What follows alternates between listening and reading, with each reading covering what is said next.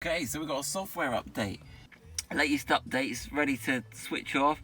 Hopefully we've got enough power.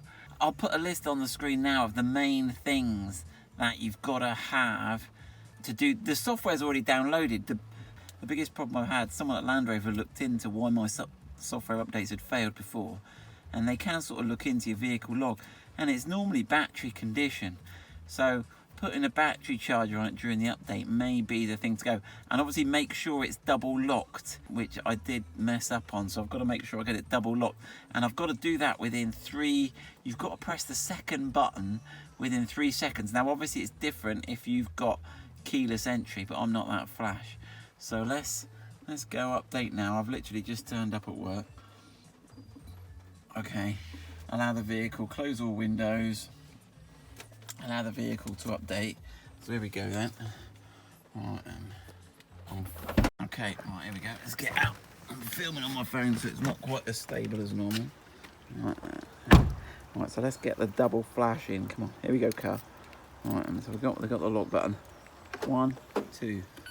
There we go. We're all locked. It's double locked, and we've got the mirrors folded in. So we'll come back and we'll see what software level we got and see if we've got any new cool stuff. Okay, so here we go. Let's see if we've got it hasn't come up with a little update thing to tell me. It used to come up with a little message up there to tell me it was successful. But let me just let it boot itself up. Come on, Stig. Here we go. Yeah, we've got the little message. There's my CarPlay's all working. Come on, there you go. Right, vehicle software was done successfully. Hooray! Learn more. Come on. Okay. So I am now on 3.1. We're constantly looking to improve. Here's a summary of what's improvements to the general system performance and stability. This is like a blah blah blah statement. Upgraded driver assistance brings performance improvements to lane assist, cruise control and other key features. So there we go. Maybe we need to take it out for a drive and see what we've got on the lane assist cruise control. That'd be interesting to see.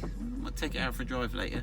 But there we go. So we're up to 3.1. If anyone's used 3.1, noticed any improvements, comment below and then we can all share the information. But there we go, successful software install without drama.